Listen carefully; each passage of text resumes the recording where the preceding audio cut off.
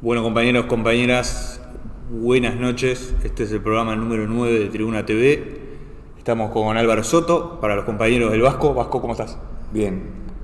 Bueno, hoy vamos a abordar varios temas, pero con el invitado que tengo al lado ya se va a poder ir haciendo una idea. Él es compañero dirigente del Sindicato Municipal de Montevideo. Y bueno, hay varias novedades, ¿no? Antes de empezar, Vasco, voy a anunciar lo que vamos a tocar hoy, que viene bastante cargadito el programa. Como ustedes saben, hay al menos dos puntos calientes en el planeta. Uno es en Medio Oriente y el otro es en Colombia, en nuestro continente. Vamos a tratar de abordar ahí ya. El programa pasado tocamos un poco la situación de Colombia. Nos queda actualizar un poco. Van 15 días de movilizaciones y de combate. Vamos a estar también comentando un poco con el Vasco, no solamente la cuestión del movimiento obrero uruguayo, sino la política en general. Y la situación en Israel, ¿verdad?, en Medio Oriente, que en estos momentos hay una escalada muy importante ahí en la Franja de Gaza. Y vamos a estar tocando también un poco la situación esta de, el COVID es inevitable, la cuestión de la pandemia, ¿verdad? Y también un poco esta situación que se ha dado con la aparición de nuevos archivos. Vamos a analizarlo un poquito allí, capaz que también Vasco, tenés Vasco militante en la época de la dictadura, de todas las horas, y vamos a estar consultando esta situación. Pero Vasco, vamos a arrancar con lo que nos trae, ¿no? La situación de ADEON y el movimiento obrero. ¿Qué novedades nos trae eso? Bueno, primero que nada, buenas tardes a todas las compañeras y compañeros que nos estén oyendo y mirando. Segundo, aclarar que no soy ningún invitado, soy de la casa.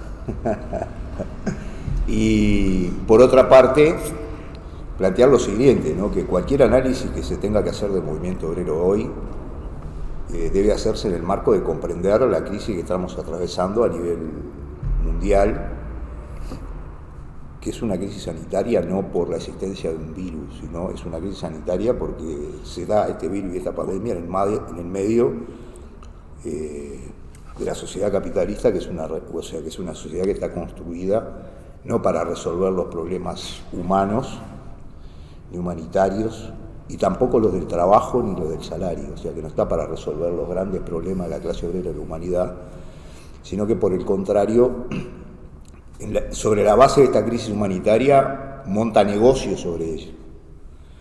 Esto lo digo porque esto empezó hace un año en nuestro país, ¿no? Como expresión de la entrada en la pandemia. Si bien se puede justificar que mucho no se sabía sobre el tema y lo demás, lo que fue claro es que hubo un comportamiento de la clase social que dirige nuestro país y en el mundo, y de los diferentes gobiernos que gobiernan, o declarar la inexistencia de la pandemia, como era el caso de Trump o de Bolsonaro, o tratar de amortiguar bajo el lema de la libertad responsable y de las cuarentenas o inclusive hasta de los estados de sitio y de los toques de queda, ¿no? Tratar de amortiguar el contacto social, pero sin disminuir para nada la presencialidad laboral en todos los escenarios. Esto fue muy claro en nuestro país, en la enseñanza durante todo el año pasado, que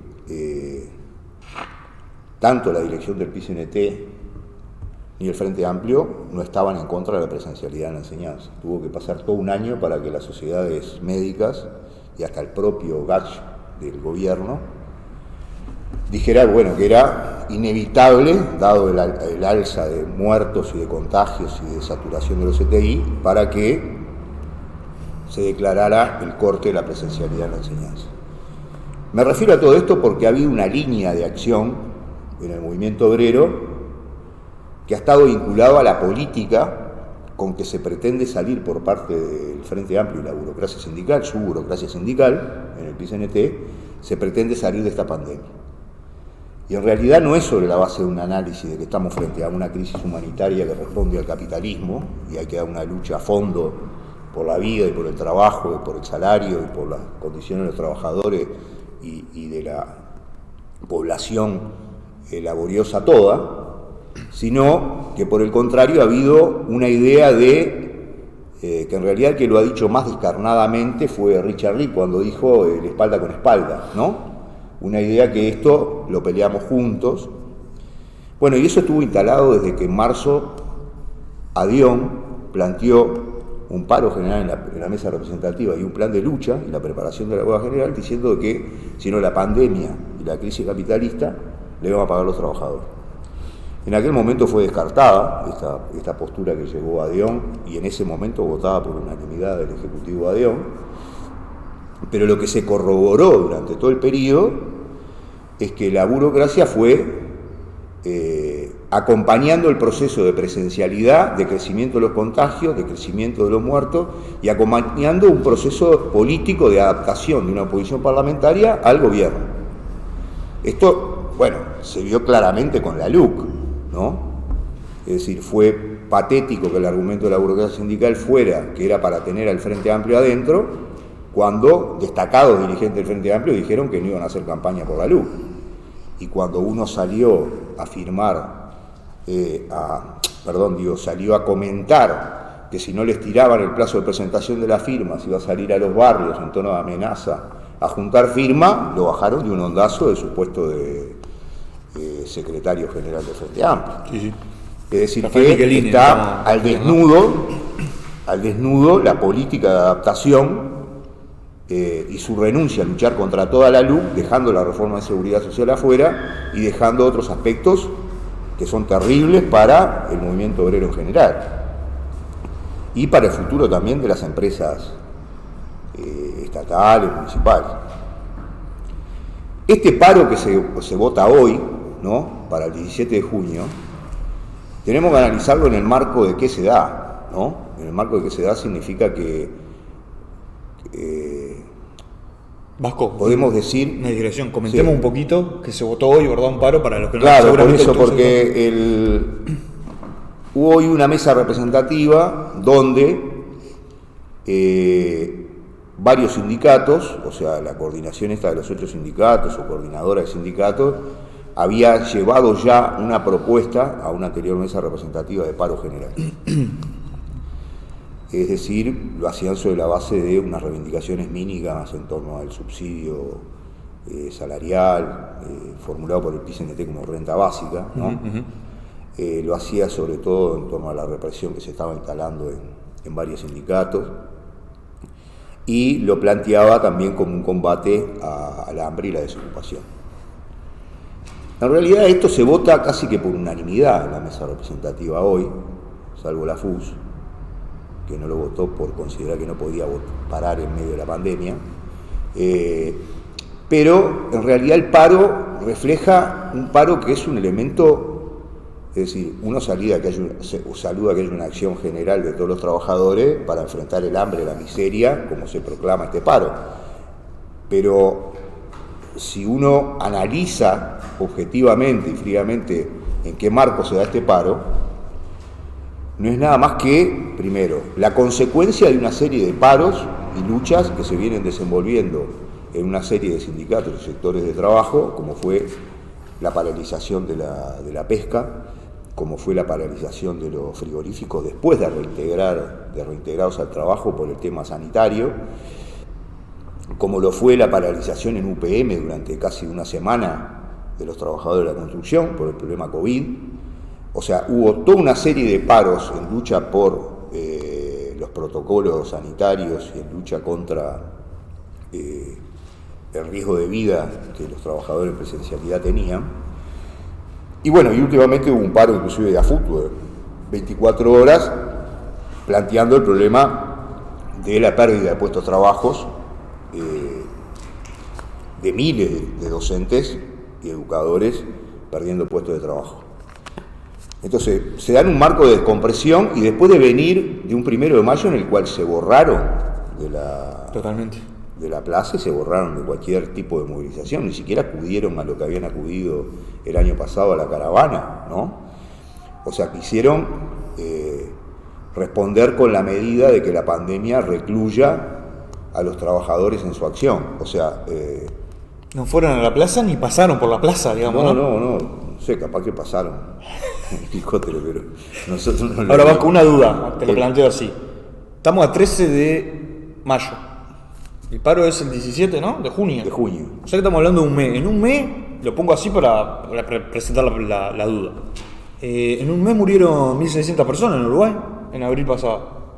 O sea que si es para defender la vida, ya... No, por eso, lo que creo es que hay una situación en la cual refleja que este paro, por fuera de seguir un objetivo de conseguir determinadas reivindicaciones para los trabajadores y más seguridad sanitaria, refleja que inclusive el tiempo en el que se prolonga el paro, ¿no? O sea, para su realización, o sea, estamos hablando del 17 de junio, estamos hablando más de un mes, busca nuevamente reabrir un diálogo que le fracasó. O sea, la gran propuesta del PCNT, de la dirección mayoritaria del PCNT, era el diálogo nacional.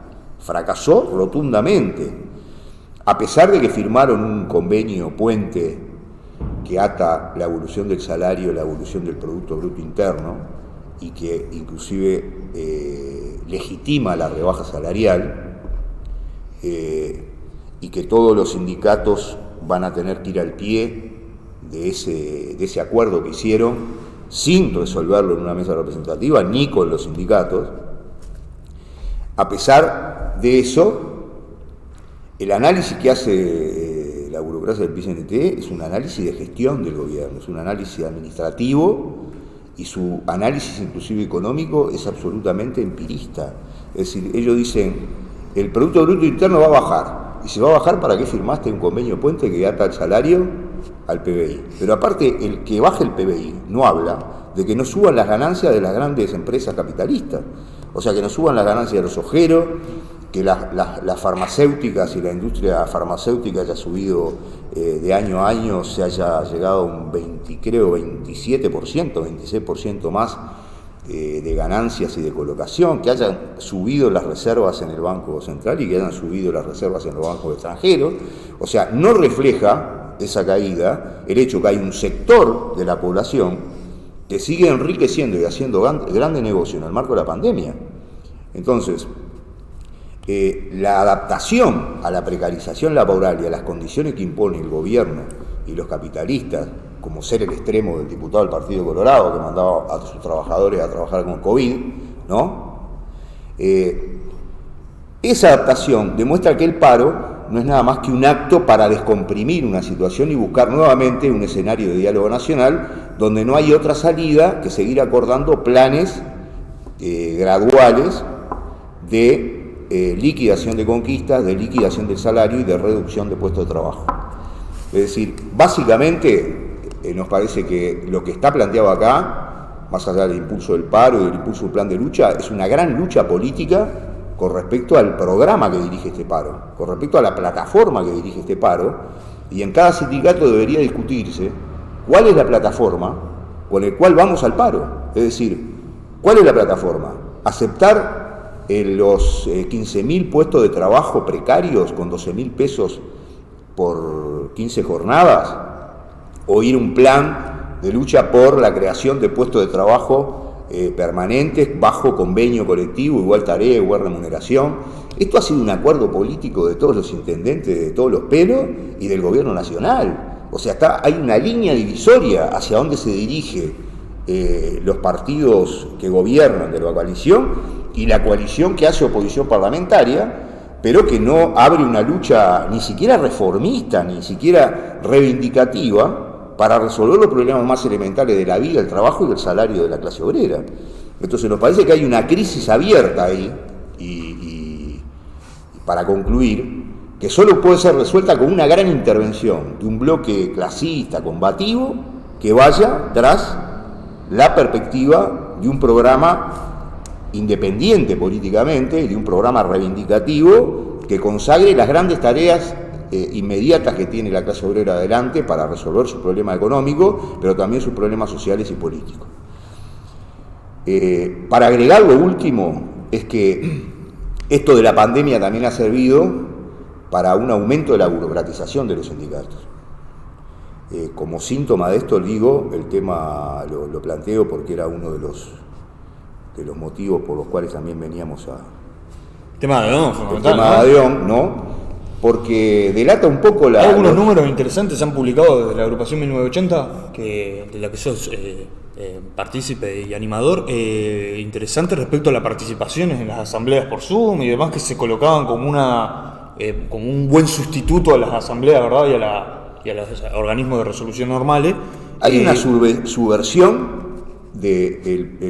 primero la política con la cual inició esta dirección, ¿no?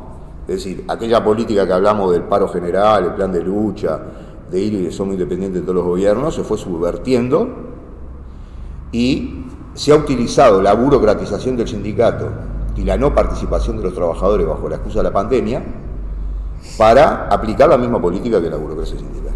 Es decir, es bien claro, lo digo como una foto, pero Dios se preocupó de ir a la mesa representativa que levantó la sanción al sindicato policial, pero no se preocupó de ir a esta discusión por el paro de 24 horas, a pesar que fuimos los primeros que lo planteamos hace un año.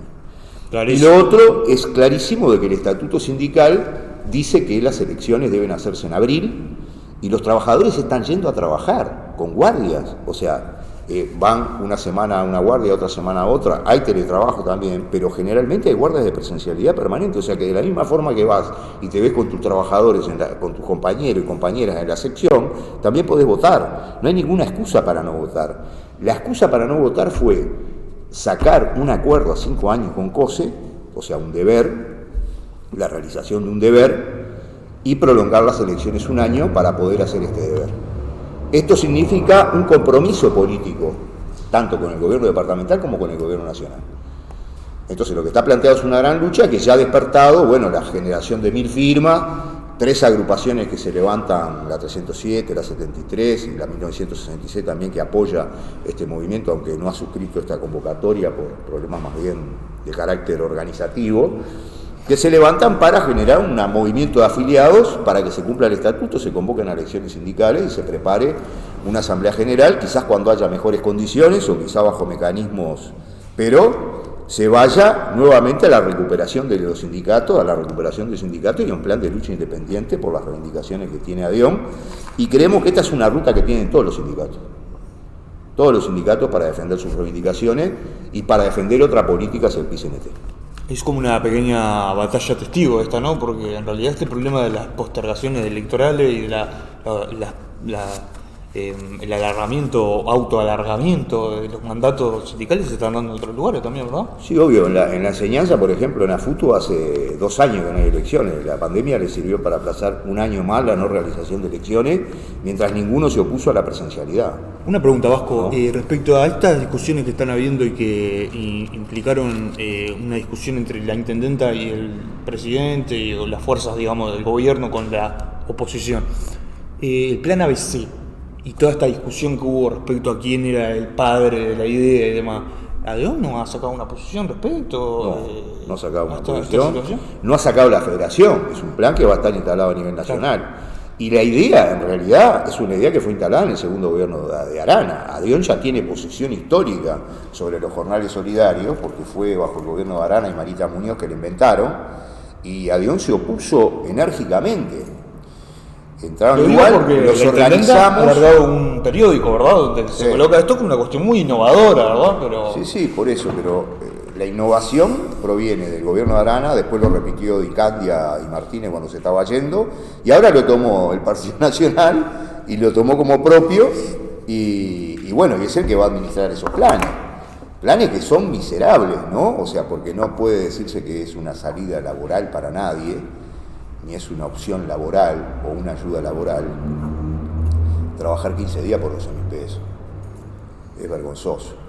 Y Bajo, hacer tareas municipales. La producción me dice que nos quedan 2 minutos, no quiero que te vayas sin que me comentes algo respecto a esto que hablábamos, de la aparición de los archivos, vos que empezaste a militar muy tempranamente, en dictadura incluso, ¿no? Esta aparición de archivos. Bueno, brevemente lo que quiero decir que mañana a las 19 horas va a haber una reunión en el Sindicato de Artes Gráficas de afiliados de ADIOM para impulsar esta campaña que estamos haciendo con esta lista que planteamos. Segundo, lo que quiero decir sobre esto, aunque sea muy breve, los archivos delatan, es decir, la continuidad de un régimen político. O sea, los archivos delatan la continuidad en el Club Naval y después de la dictadura, como todos los regímenes que se plantean como democráticos, están bajo la supervisión de los aparatos, de los servicios. Inclusive hasta el 86 están encontrando archivos, ahora nuevamente aparecieron, ya habían sido publicados algunos por búsqueda, donde todos los militantes que militamos en la reconstrucción de los sindicatos o los propios sindicatos que se constituyeron, aparecen informantes de todos los sindicatos. En Adión hubo uno que quedó en la nada, ¿verdad? Archivos que quedó en la nada esas. Claro, o sea, que fueron, o sea, Azucena Berruti en algún momento se los dio bajo el gobierno de Tabaré Vázquez. Se formó una comisión parlamentaria de investigación encabezada por Núñez, del Partido Comunista, que quedó en la nada. O sea que obviamente,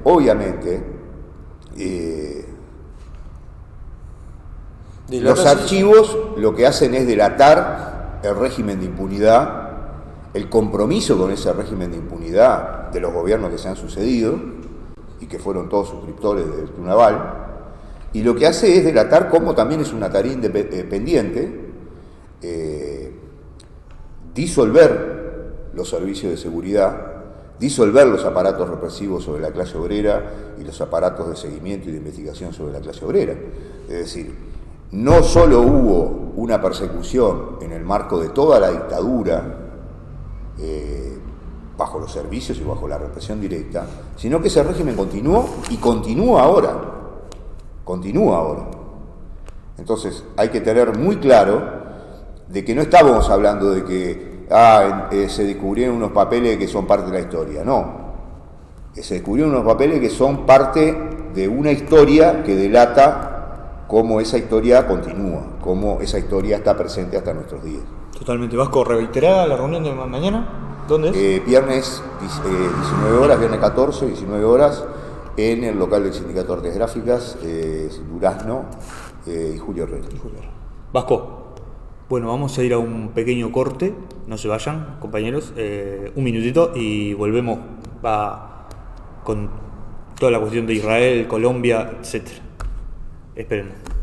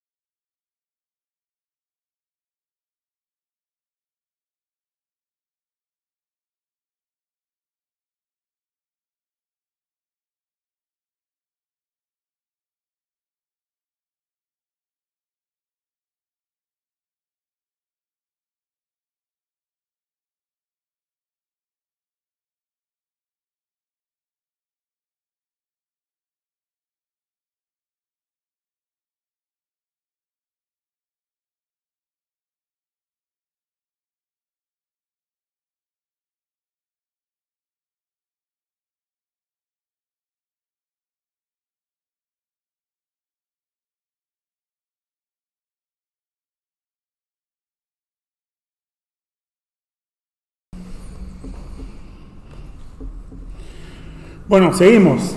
Tenemos un nuevo conductor. No, ¿cómo está Rafa? Yo soy Álvaro Soto. Está la magia de la televisión. La magia. Bueno, Rafa, tenemos de todo un poco para hablar. No sé cuánto vamos de programa, estamos con el Vasco ahí. Yo creo que hay un tema que estaba tocando Álvaro Soto recién, que es lo del 20 de mayo y los archivos.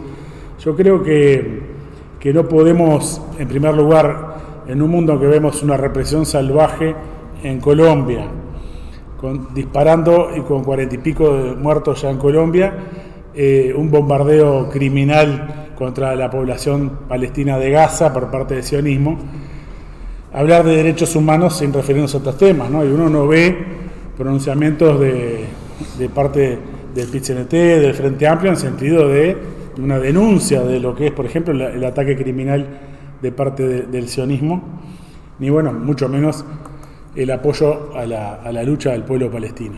Esto me parece como una cuestión... Teniendo en cuenta que el gobierno se ha pronunciado en apoyo a Israel, ¿no?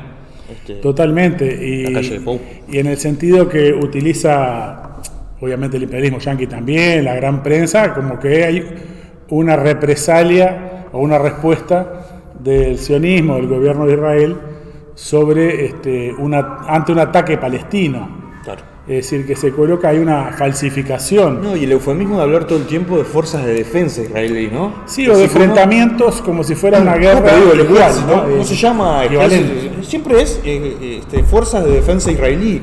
Así que todo el tiempo se está defendiendo, ¿no? Sí. En ese sentido han elaborado una política de propaganda muy clara, como que son siempre los agredidos. Pero bueno, concretamente no hay allí una guerra convencional, por más que haya misiles y cohetes que se lancen, porque no tiene comparación el arsenal del sionismo apoyado por el imperialismo con lo que pueda hacer las armas que pueda tener Hamás o otras fuerzas palestinas. Pero yo creo que lo novedoso que tenemos aquí es que se venía produciendo un proceso de movilización, ¿no? Es decir, hay dos cosas que me parecieron muy importantes recientemente. Bueno, una es que a fin de abril empezó a haber un proceso de movilización justamente de los sectores, sobre todo juveniles, palestinos, ante una serie, estaba una festividad religiosa, el Ramadán, pero que tuvo, que fue acosada de alguna manera por fuerzas de la derecha, de la extrema derecha sionista, y por el propio gobierno, con provocación, limitaciones al pasaje a través de unas zonas de la ciudad vieja, digamos, de Jerusalén. Y lo otro es que he visto publicaciones de organizaciones de derechos humanos a nivel internacional, como Human Rights Watch, o como otra organización que ahora lo voy a poner, que se llama B'Tselem, es una organización que es judía, quiero decir, es una organización que en Israel que se ha creado para denunciar justamente las violaciones a los derechos humanos, y tanto Human Rights Watch como B'Tselem colocan que, esto que se ve ahora en pantalla, dice: un régimen de supremacía judía desde el río Jordán hasta el mar Mediterráneo. Esto es apartheid, ¿no? Lapidario, ¿no? Es lapidario porque, primero que nada, es la primera vez que vemos una expresión tan fuerte de una organización que no es de extrema izquierda, es una organización humanitaria, fundamentalmente participan en ella sectores progresistas, judíos, etcétera, y por lo tanto está colocando que hay una discusión muy fuerte ya sobre la política israelí frente a Palestina. Lo mismo en las organizaciones de derechos humanos a nivel internacional. Pese a ello, es claro que ha habido una provocación del gobierno de Netanyahu para generar esta situación bélica, donde es bélica desde el lado de una masacre claramente sobre la Franja de Gaza, ¿no? Sí, además hay que mencionar que desde el 24, 25 de abril, ¿verdad? Es decir, que esto ya viene en 3 semanas. Además se conjuga con otro tipo de hechos que tienen que ver con los viejos territorios, ¿no? Que en cierta medida perdieron todo un sector de pobladores palestinos durante la guerra de los 6 días. Sí, ahí en el 10 de mayo fue el festejo judío, digamos, el festejo sionista sobre la conquista de Jerusalén. Exacto. Y hay ahí todo un litigio jurídico, ¿verdad? Donde en realidad los palestinos no tienen derecho a reclamar esos territorios, sí los pobladores judíos, y hay todo un problema que tiene que ver con la colonización, ¿no? Con los colonos y con los colonos sionistas que pretenden ocupar territorios palestinos, y hay una creciente número de colonias en territorio palestino buscando expulsar, ¿no? Son milicias prácticamente armadas de sionistas que atacan a los palestinos, a las mujeres palestinas, a los niños. Y concretamente aquellos palestinos que han intentado volver, estaban refugiados, por ejemplo, en la Franja de Gaza, han sido muchos de ellos detenidos o directamente les han impedido el pasaje. Y en concreto ahora había un planteo de expulsar de sus viviendas en la zona de Jerusalén, una zona muy particularmente importante para los árabes Jerusalén, y de esa manera instalar nuevos colonos israelíes allí en esas viviendas que pertenecían a los palestinos. Rafael, vos mencionaste lo de una nueva generación o jóvenes, digamos, no sé si usaste la expresión generación, pero al menos fue lo que me vino a la mente a mí, que sería un fenómeno nuevo, ¿no? Porque, a ver, es normal que en épocas electorales, además hay que tomar en cuenta esto, Israel tiene serios problemas para poder formar gobierno, Netanyahu en particular. Desde 2019, o sea, hasta ahora se han convocado 5 elecciones, no se ha podido formar gobierno, es decir que hay una debilidad política allí, ¿verdad? De todo el régimen, no solo de Netanyahu, pero las agencias internacionales, uno lee y recogen que durante épocas electorales es normal que Israel realice operaciones sobre Gaza, Líbano en 2006, en su momento, Irak incluso, es decir, es normal que se coloque que escale el belicismo del Estado sionista en época electoral. Parece claro que ¿qué es lo nuevo? Que hay una... Algunos hablan de una tercera intifada, nosotros lo anunciamos así, pero digo... Claro, hay un uso de parte del gobierno de la guerra como buscando en ese sentido blindarse políticamente, ¿no?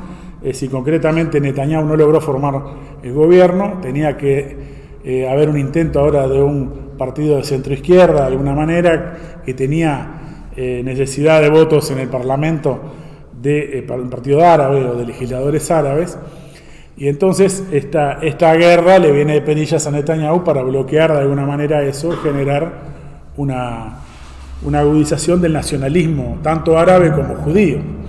Y en este sentido también intenta llevar al terreno militar, y en esto tal vez coincida con los intereses inmediatos de Hamás, ¿no? Es decir, a un terreno militar lo que era una posibilidad de un levantamiento popular, que en este sentido al hablar de una nueva generación es casi que inevitable, siempre que hay una rebelión hay una nueva generación, ¿no? Es decir, los jóvenes son los primeros que van al frente en general, pero que estamos ante un fenómeno de características internacionales, ¿no? Es decir, lo hemos visto en Chile, lo hemos visto en Colombia ahora más inmediatamente, entonces no sería tan raro que esto esté dándose en una población que está sometida a una situación de miseria y de la situación sanitaria es escandalosa, en lo que es una cárcel a cielo abierto, ¿no? Eso también lo dicen las organizaciones de derechos humanos estas que mencionábamos. Gaza es una cárcel a cielo abierto de simplemente 40 kilómetros de largo por 10 de ancho. Y qué loco que estén viniendo asesores acá a asesorar a Uruguay para ver cómo vacunamos, israelíes, ¿no? Me refiero, han venido asesor, bueno, hay que vacunar por aquí o no sé qué historia. Sí, como que la vacuna resolvería todo. No, pero además vienen a Uruguay, pero le niegan la vacuna a los árabes, a los palestinos, que son los que tienen al lado. O sea, cualquier persona dice, bueno, si yo quiero lograr la inmunidad de rebaño o lo que sea, tengo que vacunar a mi vecino. Como acá se discute si hay que vacunar a los de Santana de Libramento para que Rivera también tenga mayor inmunidad, o hasta si hay que vacunar fuera del país a los uruguayos. Bueno, acá tenemos una política que en realidad esa idea de que estamos ante un planteamiento de limpieza étnica, de supremacía racial por parte del régimen sionista, me parece que es fuerte y que se refleja en la cuestión sanitaria también. Entonces, en este sentido, bueno, obviamente convocar a repudiar esta nueva masacre que está llevando adelante el ejército y el gobierno de Israel, y apoyar este proceso de lucha que todavía se está gestando, pero que se venía creciendo a nivel del pueblo palestino. Es otra expresión más de estas rebeliones que se están produciendo en el marco de una crisis capitalista de conjunto que incluye la crisis humanitaria, y que si podemos hablar de crisis humanitaria, no hay peor lugar para hablar de crisis humanitaria que Palestina, ¿no? Es decir, estamos ante una situación realmente de una barbarie organizada, una barbarie sistemática y una barbarie que tiene una finalidad de generar la supremacía sionista, la supremacía judía y finalmente terminar estableciendo un régimen de privación completa de derechos para los palestinos. Justamente la salida frente a esto es la opuesta, ¿no? Es decir, un Estado laico, es decir, no confesional, y un Estado único donde puedan convivir, lo cual implica una revolución social, ¿no? Y eso está vinculado también a la lucha a nivel de todo Medio Oriente, a nivel de los países árabes. O sea, no hay que ocultar lo que ha sido el rol de los estados árabes de Egipto, de Arabia Saudita y de otros estados que han ido acordando con el sionismo en cuanto a colaborar con la masacre que se lleva adelante y con la situación de explotación y de miseria escandalosa que sufre el pueblo de Palestina. Totalmente, Rafa. Una cosa que no mencionamos es que aparte Netanyahu, además de todos estos problemas que tiene problemas judiciales. De orden. Sí, denuncia corrupción que si pierde el gobierno puede terminar preso, ¿no? Entonces, en manos de ese, es como un Nerón que quiere prender fuego a Palestina para intentar salvarse él en este caso y a la vez reforzar un gobierno de derecha que lleve adelante más consecuentemente incluso esta orientación. Totalmente. Bueno, Rafa, no sé, nos queda Colombia en particular. Bueno, van hoy 16 días, ¿verdad? De movilización. Yo realmente no... nos quedó la vez pasada tocar un poco el papel que están jugando, digamos, la oposición, digamos, al uribismo. Que no nos dio el tiempo para tocarlo. Ahí, ¿qué se puede decir? Bueno, es claro que la centroizquierda de Colombia apuesta a una salida electoral en el año que viene, ¿no? Es decir, Petro, candidato de centroizquierda, está bien aspectado en las encuestas. Entonces, esto es tan típico, lo conocemos los uruguayos, de que dicen, mirá, no me jodan con rebeliones populares porque si voy a ganar las elecciones, capaz que me la haces perder. Y mientras tanto tenés al ejército, a la policía militarizada, a las bandas paramilitares, es decir, a todo el aparato represivo legal e ilegal, masacrando a los jóvenes del pueblo de Colombia. Llegó el fútbol, ¿no? Ayer llegó el fútbol. Y llegó el fútbol el día de ayer, si bien no fue un fenómeno masivo, se vio tanto en Barranquilla como en Cali, creo que era el otro partido. Sí. Medellín, perdón. Sí. Medellín. Así que se daba la presencia de tanto de la gente en la calle como una represión que se pudo visualizar. Incluso en la cuenta nacional en Twitter muestran videos de lo que se veía desde el hotel donde se veían los carros. El partido de River afectó al entrenador y a los jugadores. Sí, claro, porque tiraron gases lacrimógenos y afectó también a los deportistas, sí. Bueno, esto fue un poco anecdótico, pero revela por otro lado lo que es el negocio de la Conmebol, donde ahora están intentando defender que se haga en Colombia la Copa América y bueno, si no estaría la chance de que se fuera a Chile. Que también ahí van quedando pocas plazas, ¿no? Volviendo a Colombia, yo creo que el tema es que se ha armado de alguna manera en el centroizquierda colombiano la tesis de que habría que separar a Duque de Uribe y en este sentido, o sea, desuribizar a Duque para ir a una negociación, a un gran acuerdo nacional, como siempre con la mira en la próxima elección, y desactivar la rebelión. En ese sentido han habido varios intentos. Bueno, en primer lugar, el comité de huelga, el comité de paro, no plantea el fuera Duque, que es lo que se grita en las calles, y por otro lado, ya han planteado varias veces levantar los paros, ¿no? Es decir, en este sentido han fracasado, lo cual revela la profundidad de la movilización y de la conciencia que hay en esta joven vanguardia que sale a las calles porque han visualizado que están ante un régimen político, no ante un presidente más o menos derechista, sino un régimen político donde el entrelazamiento entre el aparato represivo, los narcos, los paramilitares, es lo que garantiza la continuidad de una política que ha llevado a la miseria y bueno, y a una crisis sanitaria y humanitaria también a los colombianos. Totalmente. Aquello de lo que se dio en Chile, lo comentábamos en el programa pasado, no son 30 centavos, son 30 años, ¿no? Esa conclusión que parece que va caminando por... Sí, la necesidad de saldar cuentas con un régimen político y no ya con un presidente o con un político de turno. Y acá esto es lo que un poco está planteado en la experiencia de Colombia como lo estuvo en Chile. Totalmente.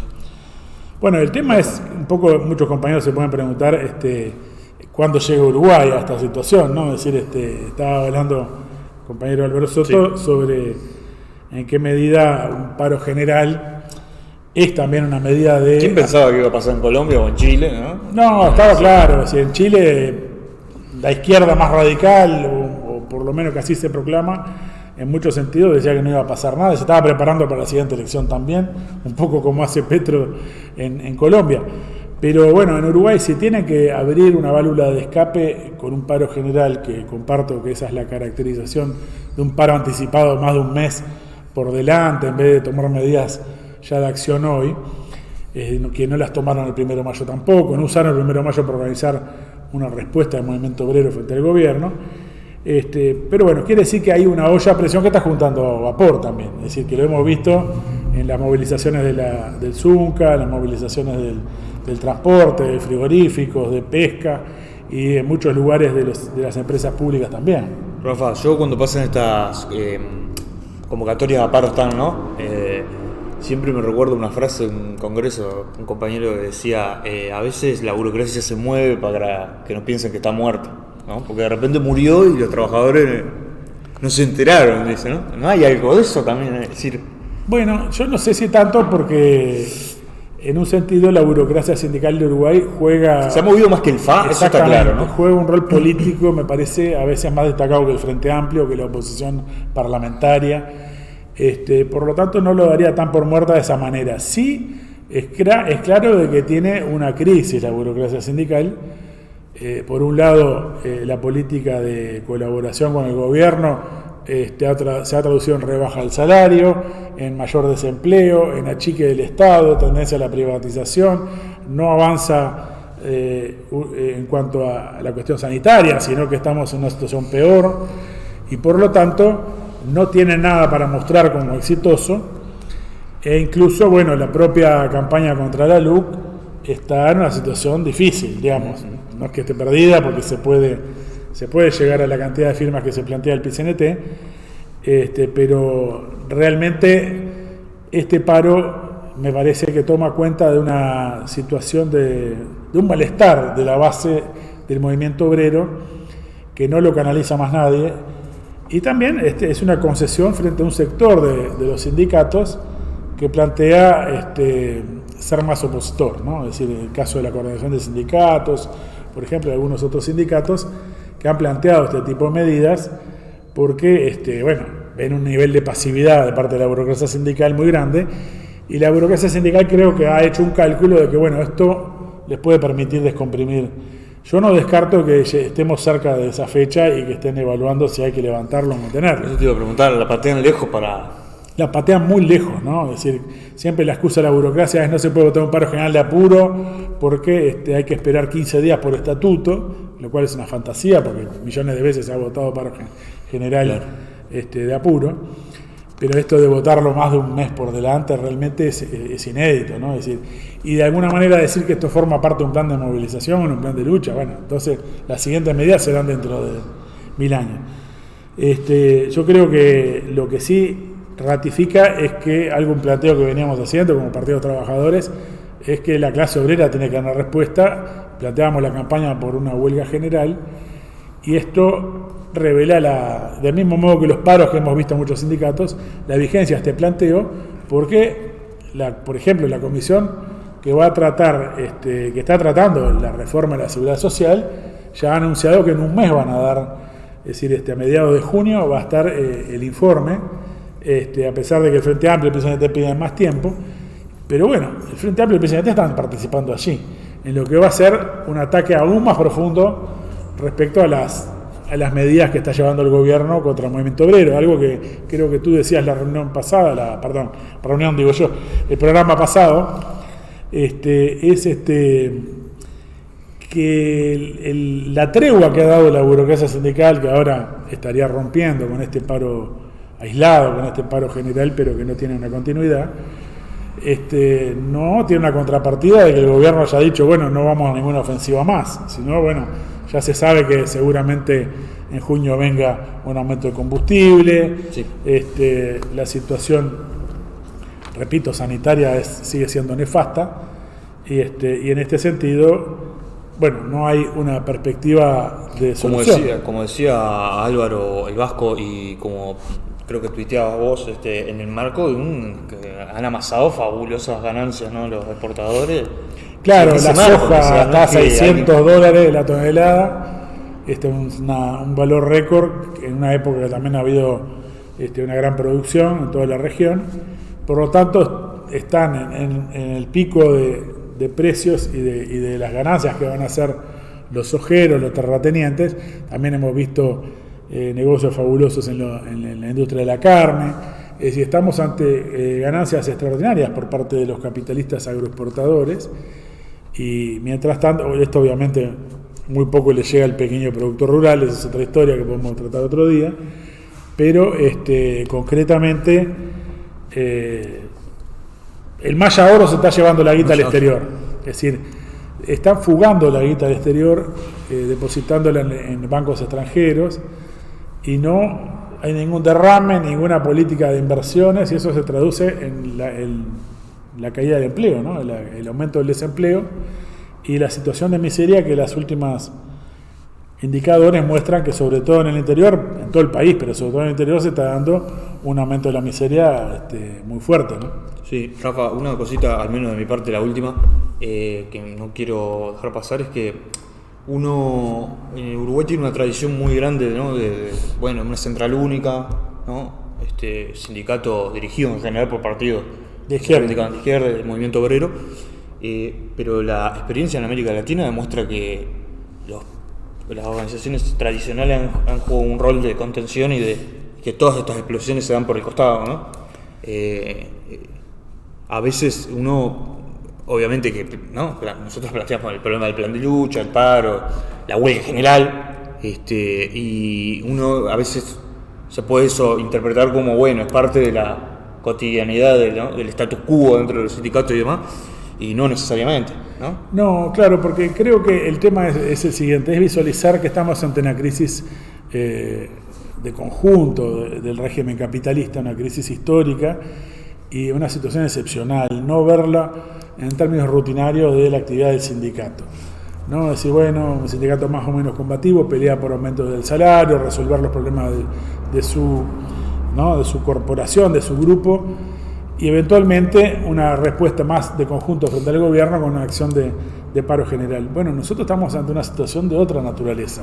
Es decir, si la crisis sanitaria refleja una crisis humanitaria y un aumento de la miseria que está revelando el agotamiento del capitalismo, los sectores clasistas tienen que, por supuesto, colocar respuestas inmediatas y reivindicaciones inmediatas, pero tienen que colocarlas en una perspectiva de poder para la clase obrera y de superación del capitalismo.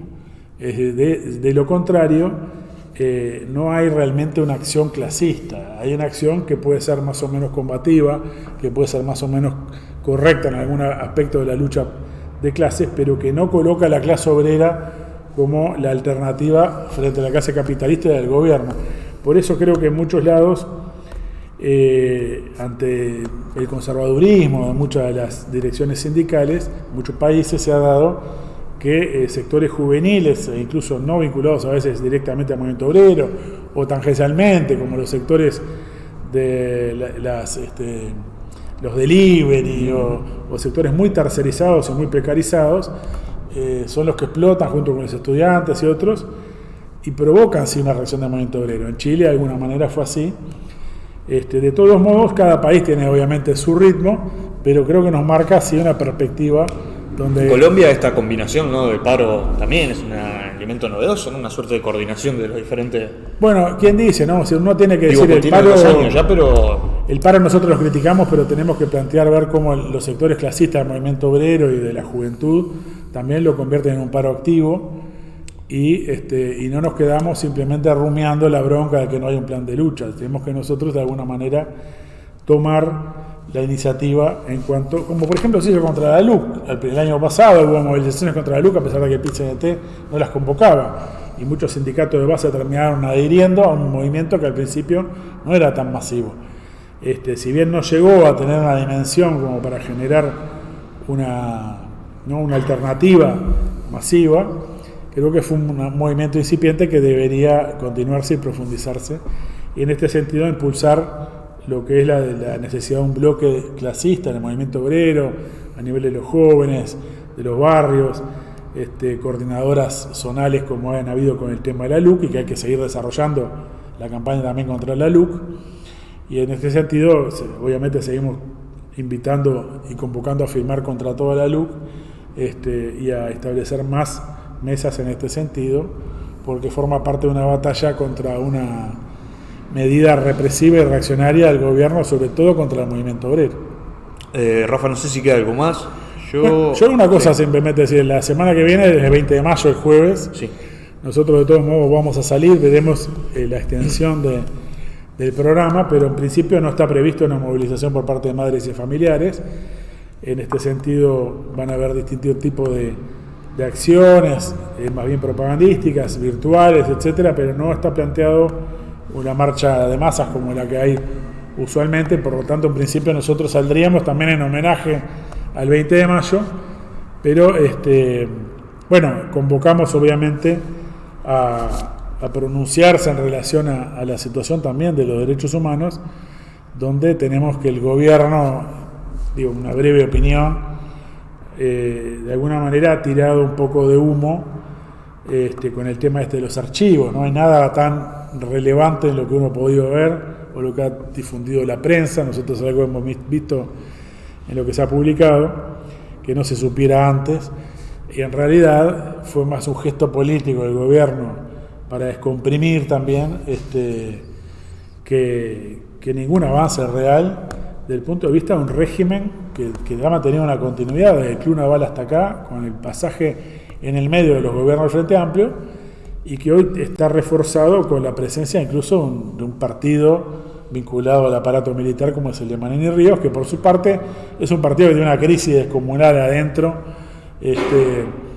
Están todos los días un escándalo nuevo, sí, ante un bochorno de que acomodaron a alguien o que tuvo que renunciar a alguien, y está muy lejos de ser realmente un partido capaz de llevar adelante un proceso como el que intentó Bolsonaro de alguna manera en Brasil, ¿no? Es decir, creo que es hora de que la izquierda discuta cómo pasar la izquierda a la ofensiva y tomar la iniciativa, y no estar siempre un poco en una actitud defensiva y de reacción. Totalmente. Rafa, yo lo que me voy a comprometer con los compañeros que están mirando es a la próxima leer algún comentario que nos hagan en el momento, que hasta hoy los hemos dejado varela porque han habido comentarios y preguntas o comentarios complementando alguna cosa y lo hemos dejado de lado. Invitarlos a compartir, a comentar, a criticar, para que llegue lo más posible a una mayor audiencia. Y nosotros el próximo jueves vamos a salir a las 19 en principio, le vamos a estar informando de la temática y bueno, no sé qué más, Rafa, por ahí. Y bueno, nos vamos despidiendo, vamos a poner de vuelta la música de Ever Perdomo, el turco, que esta canción es muy cercana para nosotros como homenaje a León Trotsky. Anunciamos que seguramente tengamos un programa, ¿verdad? Dedicado. Vamos a ver cómo hacemos una entrevista al turco y nos parece muy interesante que sea más conocido.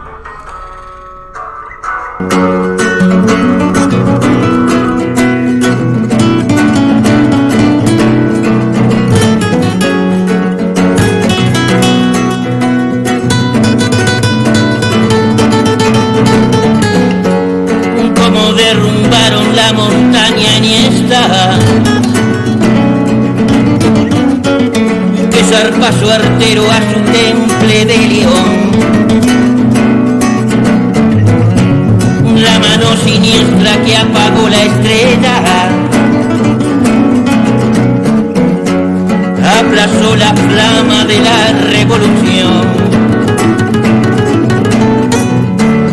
En remoto con fin, en destierro sin fin, tras amaneceres en la noche de Cajín.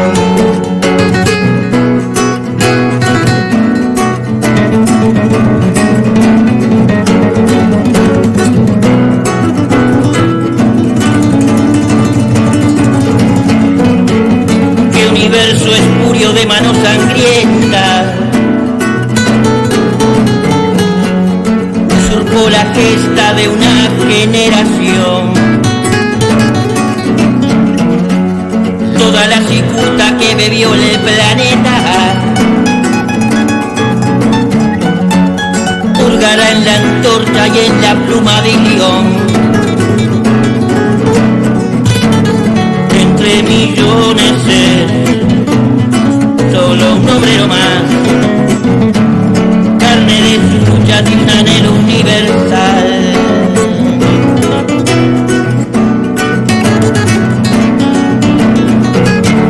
Entre millones es solo un obrero más,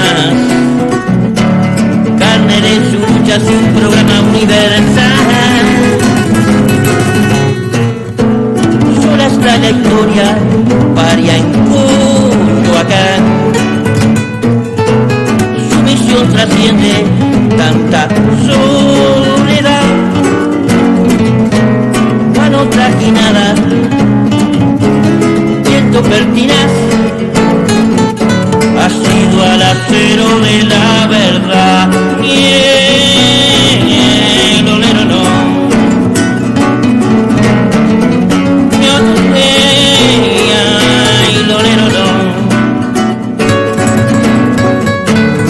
Entre millones es solo un obrero más,